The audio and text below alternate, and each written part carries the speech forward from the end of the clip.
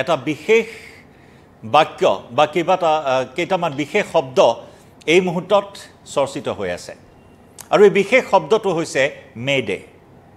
মেডে মেডে মেডে এটা বিশেষ কল পাইলটৰ পৰা যোৱা এটা বিশেষ কল এয়াৰ ট্ৰেফিক কন্ট্ৰললৈ যোৱা এটা বিশেষ কল এটা বিশেষ শব্দ মেডে মেডে মেডে মাৰাত্মক দুৰ্ঘটনা আহমেদাবাদৰ মাৰাত্মক দুৰ্ঘটনাৰ পিছত এয়াৰ ইণ্ডিয়াৰ পাইলটে যে সেই জাৰি কৰিছিল এটা মেডে কল দৰাচলতে সেই মেডে কল কি হয় নমস্কাৰ প্ৰিয় দৰ্শক মই জয়ন্ত মাধৱ গোস্বামী আপোনাক স্বাগতম জনাইছো নিউজ 18 অসম নৰ্থ ইষ্টৰ ডিজিটেল লাইভলৈ মেডে আমি এই মেডে যি আপুনি প্ৰত্যক্ষ কৰিছে মেডে অৰ্থাৎ কোনো ইয়াত মে দিৱস নহয় এটা বিশেষ টাৰ্ম এই টাৰ্ম ব্যৱহাৰ কৰা হয় বিমানৰ উড়ানৰ ক্ষেত্ৰত বিমানৰ সুৰক্ষাৰ ক্ষেত্ৰত ইমাৰ্জেন্সি কোনো সিচুৱেশ্যনৰ ক্ষেত্ৰত ইমাৰ্জেন্সি কোনো পৰিস্থিতিৰ ক্ষেত্ৰত জৰুৰীকালীন অৱস্থাত এই বিশেষ বাক্য বা শব্দ ব্যৱহাৰ কৰা হয় আৰু কালি যেতিয়া ড্ৰিমলাইনাৰ বিমানখন আহমেদাবাদ বিমানবন্দৰত চৰ্দাৰ বল্লভভাই পেটেলৰ পৰা টেক অফ কৰিছিল লণ্ডন অভিমুখে আৰু তাৰ পিছত 35 ছেকেণ্ডৰ যি ঘটনা আছিল টেক অফ কৰাৰ সেই 35 ছেকেণ্ডৰ পিছত যি পৰিস্থিতিৰ সন্মুখীন হৈছিল বিমানখনৰ পাইলটে কি পৰিস্থিতি হৈছিল হেয়া যেহেতু এতিয়াও সন্মুখলৈ অহা নাই দুৰ্ঘটনাৰ কাৰণ যেহেতু এতিয়াও সন্মুখলৈ অহা নাই আৰু সেই ভয়ানক এটা পৰিস্থিতিত বিমানখন যেতিয়া ভাৰ্টিকেল এটা উড়ানৰ আৰম্ভ কৰিছিল আৰু তাৰ পিছত যে হৰি পৰিল 35 ছেকেণ্ড পিছত গৈ আৰু সেই বিমানখনৰ পাইলটে এই মেডে কল জাৰি কৰিছিল এয়াৰ ট্ৰেফিক কন্ট্ৰললৈ এয়াৰ ট্ৰেফিক কন্ট্ৰললৈ সেই মেডে কল জাৰি কৰিছিল য'ত মেডে মেডে মেডে এনেদৰে কোৱা হৈছিল আৰু ইয়াৰ অৰ্থটোৱে হৈছে যে জৰুৰীকালীন ইমাৰ্জেন্সি সূচক এটা পৰিস্থিতিৰ সৃষ্টি হৈছে আৰু তাৰ পৰা ৰক্ষাৰ বাবে তাৰ পৰা সহায়ৰ বাবে সেই মেডে কল জাৰি কৰা হয় কালিও সেই ভয়ানক দুৰ্ঘটনাটোৰ সময়ত পাইলটে জাৰি কৰিছিল মেডে কল কিন্তু মেডে কল জাৰি কৰাৰ পিছতো সঁহাৰি পাবলৈ আসলতে সময় হাতত নাছিল মাত্ৰ কেইটামান ছেকেণ্ড ইতিমধ্যে আমি উল্লেখ কৰিছো 625 মিটাৰ অল্টিটিউড উচ্চতাত যোৱাৰ পিছত নিয়ন্ত্ৰণ কৰিব নোৱাৰিলে বিমানখন নিয়ন্ত্ৰণ কৰিব নোৱাৰি তাৰ পিছত গৈ খুন্দা মাৰিলে গৈ এটা বয়জ হোষ্টেলত মেডিকেল কলেজৰ এটা ছাত্ৰাবাসত আৰু তাৰ পিছত যি হ'ল সেয়া সমগ্ৰ বিশ্বই দেখিলে গতিকে এতিয়া আহিছো এই মেডে প্ৰসংগলৈ এই মেডে প্ৰসংগ আমি পুনৰ জনাইছো এটা ইমাৰ্জেন্সি পৰিস্থিতিত এটা জৰুৰীকালীন অৱস্থাত সেই সহায় বিচৰা হয় আৰু সেই এয়াৰ ট্ৰেফিক কন্ট্ৰললৈ সেই সহায় বিচৰা হয় আৰু সেই সহায়ৰ জৰিয়তে যিকোনো সহায় হ'ব পাৰে বিমানখন ভূপতিত হোৱাৰ পিছত যিখিনি জৰুৰীকালীন ব্যৱস্থা ল'বলগীয়া হয় উদ্ধাৰ অভিযানৰ পৰা আৰম্ভ কৰি বা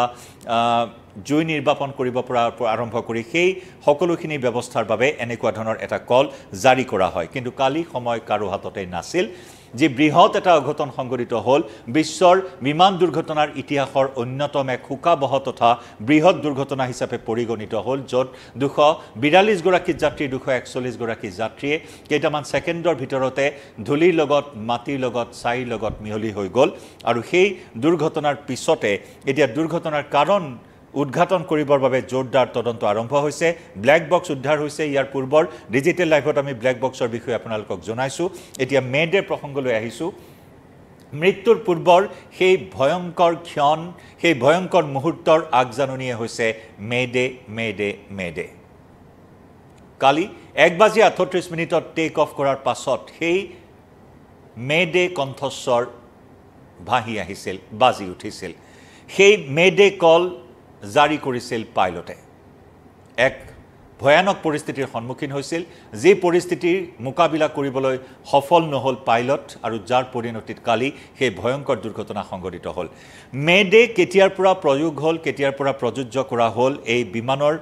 ক্ষেত্ৰত বিমানৰ সুৰক্ষাৰ ক্ষেত্ৰত এই ধৰণৰ এটা বাৰ্তা এই ধৰণৰ এটা ইমাৰ্জেন্সি এটা সিগনেলৰ ক্ষেত্ৰত এই মেডে কল কিয় জাৰি কৰা হ'ল বা ব্যৱহাৰ কৰা হ'ল কেতিয়াৰ পৰা ব্যৱহাৰ কৰা হ'ল সেই কথাও এই মুহূৰ্তত আপোনালোকক জনাম এয়াৰ ইণ্ডিয়াৰ 171 যিখন বিমান কৰুণভাৱে দুৰ্ঘটনাত পতিত হ'ল আৰু ইয়াতো সেই মেডে কল সেই কণ্ঠস্বৰ ভাহি আহিছিল এয়াৰ ট্ৰেফিক কন্ট্ৰোল ৰুমলৈ চমুকৈ ক'বলৈ গ'লে মে ডে হৈছে এটা ফৰাচী শব্দ মেইডাৰৰ পৰা অহা কণ্ঠ যি নেকি দুখৰ সংকেত বুলি কোৱা হয় যি নেকি জৰুৰীকালীন এটা সংকেত বুলি কোৱা হয় আৰু সহজ অৰ্থত যদি কোৱা হয় ইয়াত মে ডে অৰ্থাৎ মৰিলো এনেকুৱা ধৰণৰ এটা ইংগিত এটা সিগনেল সেই মে ডে কলৰ জৰিয়তে দিয়া হয় অৰ্থাৎ বিপদ এক ভয়ংকৰ বিপদ সন্মুখত আৰু সেই বিপদৰ পৰা সহায় বিচাৰি সেই কল জাৰি কৰা হয় এয়াৰ ট্ৰেফিক কণ্ট্ৰল ৰুমলৈ পুনৰ জনাইছোঁ ফৰাচী শব্দ মেইডাৰৰ পৰা অহা এটা শব্দ 1923 চনত প্ৰৱৰ্তন কৰা হৈছিল আৰু 1927 চনত প্ৰথমবাৰৰ বাবে আন্তঃৰাষ্ট্ৰীয় পৰ্যায়ত এই শব্দটো প্ৰয়োগ কৰা হৈছিল ব্যৱহাৰ কৰা হৈছিল বিমানৰ সুৰক্ষাৰ ক্ষেত্ৰত এয়াৰ ইণ্ডিয়াৰ AI-171 দুৰ্ঘটনাগ্ৰস্ত হোৱাৰ পূৰ্বেও আমি পুনৰ জনাইছোঁ কালি সেই মে ডে কল জাৰি কৰা হৈছিল যাৰ অৰ্থই হৈছে এটা জৰুৰীকালীন সঁহাৰি প্ৰেৰণ কৰা হৈছিল সঁহাৰিৰ বাবে এটা সংকেত প্ৰেৰণ কৰা হৈছিল সেই মে ডে কলৰ জৰিয়তে আহমেদাবাদৰ চৰ্দাৰ বল্লভভাই পেটেল আন্তঃৰাষ্ট্ৰীয় বিমানবন্দৰৰ পৰা উৰণৰ মাত্ৰ 35 ছেকেণ্ডৰ পিছত 242 জন যাত্ৰী কঢ়িয়াই নিয়া এয়াৰ ইণ্ডিয়াৰ বোয়িং 7878 যি ফ্লাইট নম্বৰ আমি পুনৰ জনাইছোঁ AI-171 এই বিমানখন দুৰ্ঘটনাত পতিত হ'ল আৰু মেডেৰ ফোন এটা জাৰি কৰা হৈছিল মেডে ফোন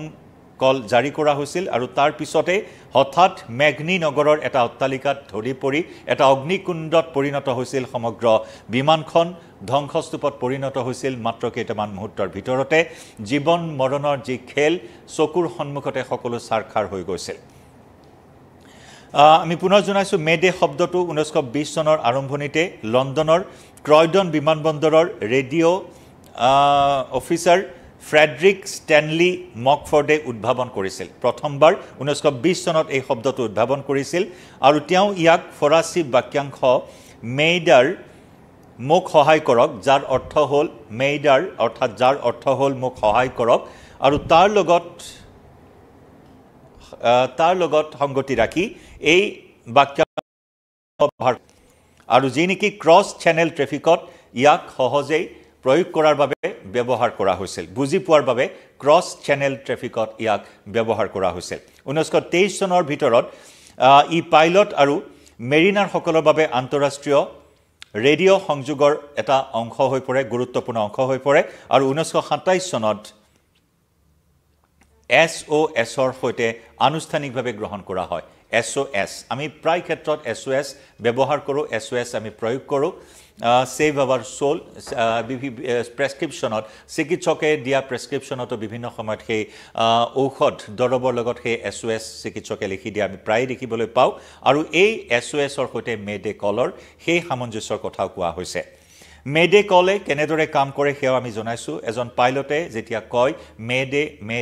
মে ডে অৰ্থাৎ ৰক্ষা কৰাৰ এটা সংকেত প্ৰেৰণ কৰে আৰু তাৎক্ষণিকভাৱে সহায়ৰ প্ৰয়োজনৰ কথা উল্লেখ কৰা হয় এই কলৰ জৰিয়তে জীৱন সংকটাপন্ন বিপদাপন্ন হোৱাৰ এটা জৰুৰীকালীন সংকেত অৱস্থাৰ কথা এটা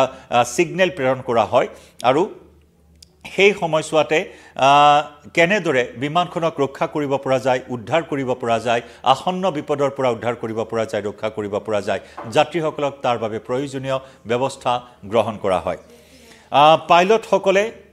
যি এই ব্যৱস্থাৰ জৰিয়তে যাত্ৰীসকলৰ উদ্ধাৰৰ বাবে যাত্ৰীসকলৰ সুৰক্ষাৰ বাবে কাম দ্ৰুতভাৱে কেনেদৰে কৰিব পৰা যায় তাৰে সংকেত প্ৰদান কৰে প্ৰথম অৱস্থাত আমি পুনৰ জনাইছোঁ 1923 চনত ক্ৰয়ডন লেবৰ গেটৰ বিমানে মে ডে প্ৰথমবাৰৰ বাবে ব্যৱহাৰ কৰিবলৈ আৰম্ভ কৰে আৰু তাৰ পিছত 1927 চনত আন্তঃৰাষ্ট্ৰীয় ৰেডিঅ' টেলিগ্ৰাফ সন্মিলনে আনুষ্ঠানিকভাৱে ইয়াক স্বীকৃতি প্ৰদান কৰে ব্যৱহাৰ কৰাৰ ক্ষেত্ৰত আৰু এয়াৰ ইণ্ডিয়াৰ AI-171ৰ ক্ষেত্ৰত মে ডেৰ ফোনটোৱে নিশ্চিত কৰিছিল সেই কলটোৱে নিশ্চিত কৰিছিল যে টেক অফৰ কিছু সময়ৰ পিছতে পাইলট তথা ক্ৰু মেম্বাৰসকলে এক জটিল পৰিঘটনাৰ সন্মুখীন হৈছিল আনকি তাৰ বাবে ATCয়েও যোগাযোগ বৰ্তাই ৰখাৰ চেষ্টা চলাইছিল এয়াৰ ট্ৰেফিক কণ্ট্ৰলেও যোগাযোগ বৰ্তাই ৰখাৰ চেষ্টা চলাইছিল যদি মুহূৰ্তৰ ভিতৰতে সকলো ছাৰখাৰ হৈ পৰিছিল গতিকে এই সংকেত এনেদৰে জাৰি কৰা হয় তাৎক্ষণিকভাৱে জৰুৰীকালীন এটা প্ৰটোকল ট্ৰিগাৰ হিচাপে ব্যৱহাৰ কৰা হয় অগ্নি নিৰ্বাপক চিকিৎসাৰ পৰা আৰম্ভ কৰি সুৰক্ষা সেৱাসমূহ যাতে সঠিক সময়ত সেই স্থানলৈ প্ৰেৰণ কৰিব পৰা যায় তাৰ বাবে এনে ধৰণৰ সংকেত প্ৰেৰণ কৰা হয় এই মে ডে কলৰ জৰিয়তে চিকিৎসাৰ পৰা আৰম্ভ কৰি সুৰক্ষা সেৱা অগ্নি নিৰ্বাপক সকলো যাতে সময়মতে বিমানখনৰ উদ্ধাৰত লাগিব পাৰে তাৰ বাবে সেই মে ডে কল জাৰি কৰা হয় আৰু কালিও আমি দেখিবলৈ পালোঁ সেই মে ডে কল জাৰি কৰা হৈছিল দৰাচলতে এখন বিমান যেতিয়া উৰে তাৰ বাবে বহুখিনি আনুষ্ঠানিকতা থাকে এটা বৃহৎ দল থাকে ইঞ্জিন মেৰামতিৰ কথা আহি পৰে আৰু যদি কালিৰ যিটো ঘটনা সংঘটিত হ'ল ইতিমধ্যে এক্সপাৰ্টসকলে যেনেদৰে উল্লেখ কৰিছে যে এয়া এটা টোটেল ইঞ্জিন পাৱাৰ ফেইলিউৰ হ'ব পাৰে টোটেল ইঞ্জিন পাৱাৰ ফেইলিউৰ হ'লে এনেধৰণৰ এটা দুৰ্ঘটনা সংঘটিত হ'ব পাৰে কাৰণ এটা বেকআপ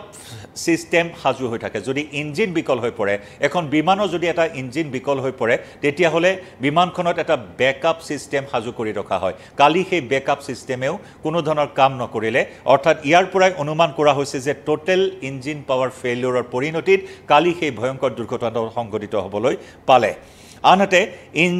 ইঞ্জিনৰ মেৰামতিৰ কথা আহি পৰে বিমান এখন উৰণৰ পূৰ্বে ইঞ্জিনৰ মেৰামতি চোৱা হয় আৰু সেই মেৰামতিত কিবা বিসংগতি আছিল নেকি সেই আশংকাও এই মুহূৰ্তত কৰা হৈছে কাৰণ অসাৱধানতা মেৰামতিৰ সময়ত কোনো অসাৱধানতা ৰৈ গ'ল আৰু সেই অসাৱধানৰ বশতঃ কোনো বিসংগতি ৰৈ যাব পাৰে আৰু তাৰ পৰিণতিত কালি সেই দুৰ্ঘটনাটো সংঘটিত হ'ব পাৰে কাৰণ দূৰণিবতীয়া এখন বিমানৰ যাত্ৰা আৰম্ভ হোৱাৰ পূৰ্বে সুৰক্ষাজনিত সকলো দিশ অতি সূক্ষ্মভাৱে নিৰীক্ষণ কৰা হয় দূৰণিবতীয়া সকলো দিশ সূক্ষ্মভাৱে নিৰীক্ষণ কৰা হয় আৰু তাৰ পিছতহে ক্লিয়াৰেন্স প্ৰদান কৰা হয় এখন বিমানক উৰণৰ বাবে কাৰণ বিমান দুৰ্ঘটনাৰ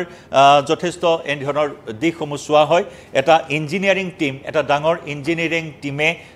ইঞ্জিনৰ মেৰামতি সকলো দিশ নিৰীক্ষণ কৰাৰ পিছত বিমানখনক ক্লিয়াৰেন্স প্ৰদান কৰে আৰু সেই ক্লিয়াৰেন্স প্ৰদান কৰাৰ পিছতহে গো এহেড দিয়া হয় এখন বিমানক আৰু তাৰ পিছতে যাত্ৰা আৰম্ভ কৰে টেক অফৰ প্ৰক্ৰিয়া আৰম্ভ কৰে এখন বিমানে গতিকে তাত বহুখিনি সন্দেহৰ অৱকাশ ৰৈ গৈছে কালিৰ দিনটোত যি দুৰ্ঘটনা সংঘটিত হ'ল ইতিমধ্যে এক্সপাৰ্টসকলে এই সন্দেহো প্ৰকাশ কৰিছে কোনো ধৰণৰ যান্ত্ৰিক বিজুতি বা কোনো ইচ্ছাকৃতভাৱে এই দুৰ্ঘটনাত কিবা কাৰক থাকিব পাৰে নেকি তাকে লৈ বিভিন্ন ধৰণৰ প্ৰশ্নৰ অৱতাৰণা হৈছে মেইনটেনেন্স কোম্পানীৰ কথাও বিভিন্ন প্ৰসংগ এই মুহূৰ্তত আহি পৰিছে মুঠৰ ওপৰত বিভিন্ন চৰ্চা চলি আছে কিন্তু এক্সপাৰ্টসকলে কোৱা অনুসৰি ইঞ্জিন বিকল হ'লেও বা ইঞ্জিনত জুই লাগিলেও পাইলটৰ বহুখিনি দক্ষতা থাকে বা বিমান এখন বহু সময় ধৰি উৰাই ৰাখিব পৰাৰ ব্যৱস্থা থাকে বেকআপ সিস্টেম সাজু কৰি থাকে তাৰ পিছত এখন বিমানত কিছু বিজুতি ঘটিলেও বহু সময় ধৰি বিমান এখন উৰি থাকিব পৰাৰ ক্ষমতা থাকে কিন্তু কালিৰ ক্ষেত্ৰত সেয়া হোৱা নাছিল আৰু যাৰ বাবে টোটেল ইঞ্জিন পাৱাৰ ফেইলিউৰ বুলি অনুমান কৰা হৈছে যি নহওক এতিয়া ব্লেক বক্স উদ্ধাৰ কৰা হৈছে ব্লেক বক্সৰ তথ্যৰ ভিত্তিত হয়তো সেই কাৰণসমূহ এই মুহূৰ্তত অতি শীঘ্ৰে সন্মুখলৈ অহাৰ সম্ভাৱনা আছে কাৰণ যিহেতু এটা ব্লেক বক্স ইতিমধ্যেই উদ্ধাৰ কৰা হৈছে যি নহওক কালিৰ এই অঘটন সমগ্ৰ বিশ্বই এই দুৰ্ঘটনাক লৈ শোকত মৰ্মাহত হৈছে এক হৃদয় বিদাৰক অতি মৰ্মান্তিক ভাষাৰে বুজাব নোৱাৰা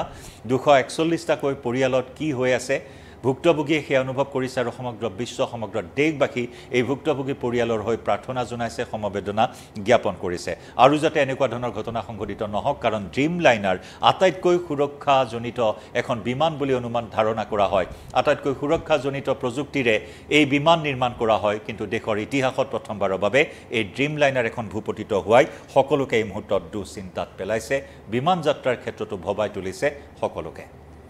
আমি এই সন্দৰ্ভত পৰৱৰ্তী সময়তো আৰু অধিক খবৰ জনাই যাম এই মুহূৰ্তত লাইভৰ পৰা বিদায় লম